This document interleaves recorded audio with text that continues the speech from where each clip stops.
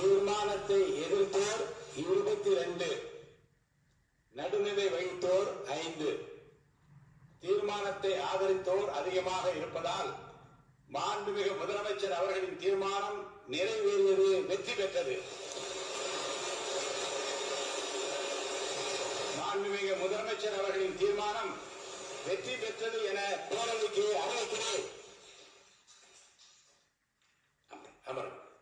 இந்த மகிழ்ச்சியான தருணத்தில் பேரவை தலைவர் என்கின்ற முறையில் என்னுடைய நல்வாழ்த்துக்களை மாண்புமிகு முதலமைச்சரின் அமைச்சரவைக்கு அமைச்சருக்கு நான் தெரிவிக்க கடமைப்பட்டிருக்கிறேன். வான்மனை மேகமாய், ஒளிதரும் தீபமாய், தியாகத்தின் திருவிளக்காய், மனிதாபிமானத்தின் மறுவுருவாய், தமிழ்நாட்டின் நம்பிக்கை நட்சத்திரமாய், இந்திய திருநாட்டின் கலங்கர விளக்கமாக விளங்கிக் கொண்டிருக்கிற தமிழ்நாட்டின் நிரந்தர முதலமைச்சர் மாண்புமிகு புரட்சித் தலைவர் அவர்களுக்கு முதற்கண் எனது இதயம் கணிந்த பாராட்டுக்களை தெரிவித்துக் கொள்கிறேன். அன்று மக்கள் மன்றத்திலே வென்றார், இன்று இந்த மாமன்றத்திலேயும் வெற்றி பெற்றிருக்கிறார். இதற்கு காரணம் உழைப்பு, தன்னம்பிக்கை, விடாமுயற்சி, மக்கள் மீது அவர் வைத்திருக்கிற அளவு கடந்த அன்பு. கான்பிடண்டா இருங்க, வெற்றி நிச்சயம் என்று சொன்னார்.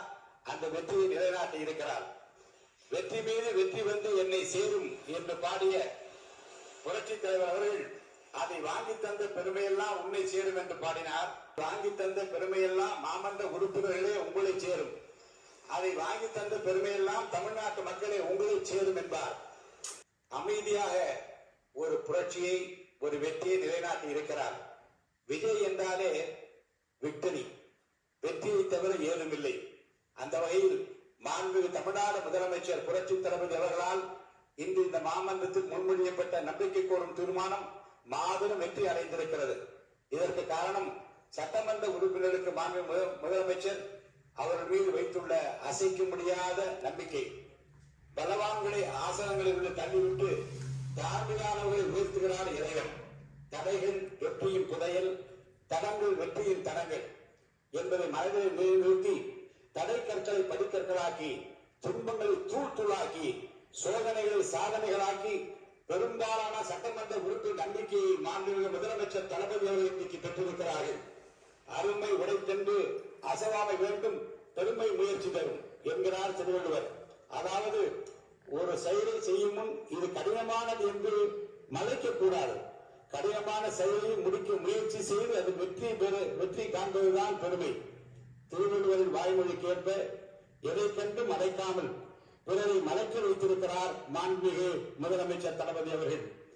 இந்த மாமன்றத்தில் முன்மொழியப்பட்ட நம்பிக்கை கோரும் தீர்மானம் அதை நினைக்கும் போது மழை போலே வரும் சோதனையாலும் பனி போல் நீங்கிவிடும், நம்மை வாழ விடாமல் வந்து நம் வாசலில் வணங்கிட வைத்துவிடும் என்கின்ற அந்த வரிகள் தான் எனக்கு நினைவுக்கு வருகிறது.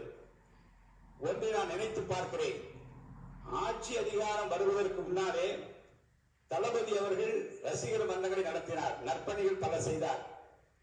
பின்பு மக்கள் இயக்கம் கண்டார்.